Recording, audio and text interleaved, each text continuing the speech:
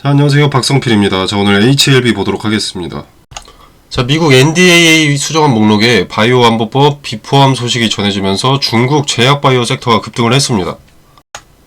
자, 그동안 항서제약이 CRL을 받은 이유가 중국 기업이기 때문에 견제를 받는 것이다. 이런 목소리들이 조금씩 나오면서 주가가 급락된 주된 내용은 아니더라도 투심을 위축시키는 역할은 톡톡히 했습니다.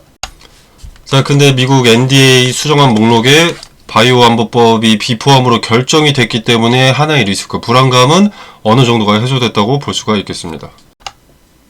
자, 중국의 우시바이오 보시면 13.9% 올라 있습니다. 자, 이런 급등이 나올 만큼 투심이 위축되어 있다가 리스크가 소멸하자마자 바로 반응하는 것을 눈으로 볼 수가 있었습니다.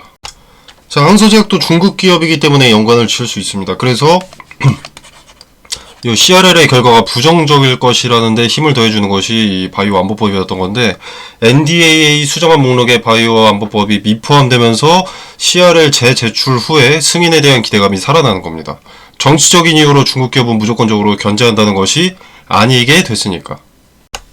자, 그래서 FDA 승인 절차 과정에 있어 항서제약이 중국 기업이라는 것 때문에 우려하는 목소리가 많았던 것도 잠잠해질 것으로 판단이 되고, 자, 미국과는 다른 규제감독국이기 때문에 FDA는 이제 이 7월 2일 미팅을 이용할 준비를 하면 된다고 봅니다.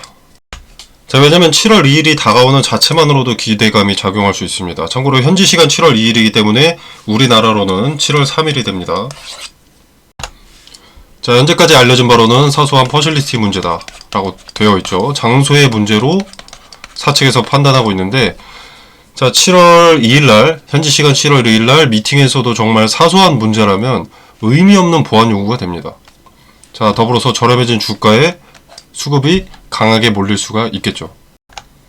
이 경우의 수를 기대하는 수급에 미리 기대감이 반영될 수 있다는 겁니다. FDA 미팅을 통해서 사소한 퍼실리티 문제로 판명이 난다면 지금 주가에서 물량을 확보하기 쉽지 않을 것이다 라고 판단한 매수 수급이 미리 일부 들어올 가능성이 높은 거죠. 쉽게 말해서 품절될까봐 결과를 듣기 전에 미리 사놓는다는 거죠.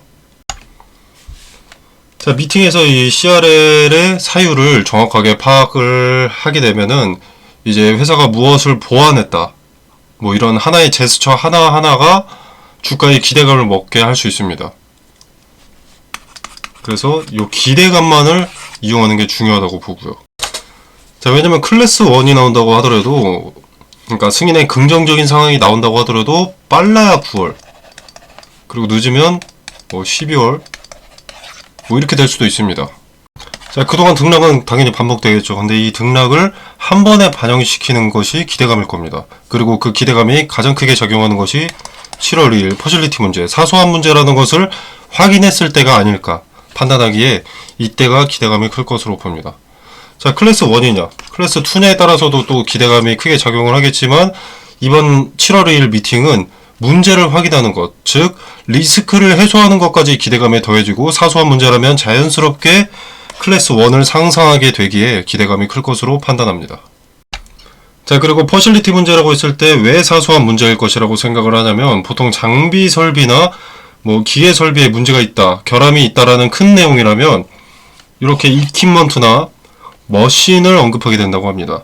자, 근데 퍼실리티 문제로만 언급이 됐고 약에 대한 어떠한 언급도 없었기 때문에 장소나 조명, 배관시설 위생 등등의 사소한 마이너한 문제의 가능성이 상당히 높다라는 거죠. 자, 그리고 아스코 부스에서 뭐 전문가들 북적 허가 기다린다, 뭐 전문가들이 FDA 승인 문제 없다, 이런 언급들만 보더라도 임상 데이터를 토대로 전세계 석학들이 치료제로서 부족함이 없다는 것을 검증해주고 있는 것과 마찬가지죠. 자, 그리고 그만큼 관심이 많다는 것인데, 전문의들의 큰 관심을 갖는다는 것은 제약바이오의 관심이라고 볼 수가 있습니다. 자, 오히려 직판을 선택했던 HLB가 CRL을 받음으로써 마케팅이 된 상황으로도 볼 수가 있겠습니다. 승인이 미뤄지면서 각 전문의들, 업계 권위자들이 오히려 한마디씩 언급을 하게 됐으니까. 자, 기대감도 벌써 어느 정도는 살아난 모습입니다. 자, 두 번의 하한가가 있었습니다. 그죠?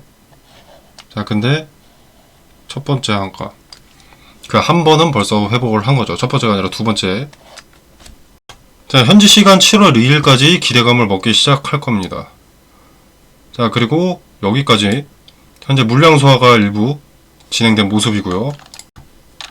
자, 근데 이 자리는 거래 없이 하한가로 직행을 했기 때문에 매물이 없습니다.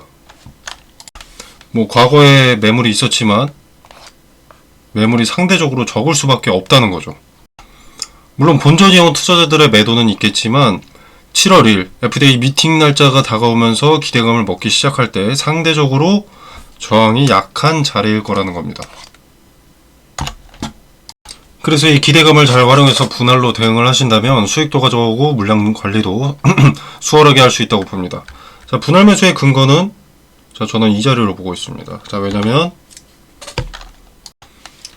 요 자리가 이전에 하한가를 갔던 자리입니다. 하한가 시가, 두 번째 하한가를 갈 때 시가. 자, 이 자리에 계속 저항이 되고 있습니다. 그죠? 저항벽에 가로막혀 있습니다. 오늘도 그렇고요.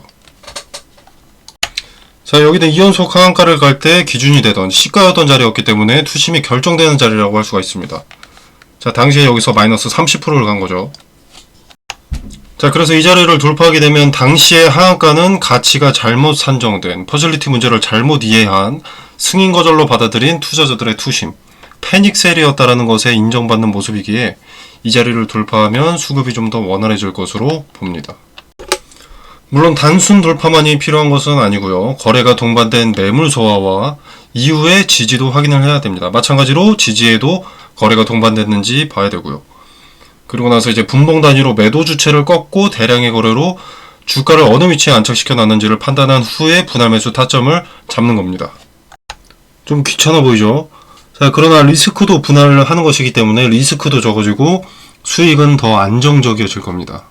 그래서 귀찮아도 해야 하는 것이 분할 매매입니다. 자, 카톡방에서 다가올 7월 2일 FDA 미팅에서 기대감을 활용하실 수 있도록 분할 매수, 분할 매도 타점을 말씀드리고 그 근거를 제시하도록 하겠습니다. 자, 카톡방 참여 방법은 영상 설명란에 보시면 더보기 버튼이 있습니다. 자, 이 버튼을 누르시면 카톡방 링크가 기재가 되어 있고요. 자, 여기서 그룹 오픈 채팅 참여하기, 이걸 누르시면 자유롭게 참여가 가능하십니다. 자, 여러분의 투자에 도움이 되기를 바라면서 마무리하도록 하겠습니다.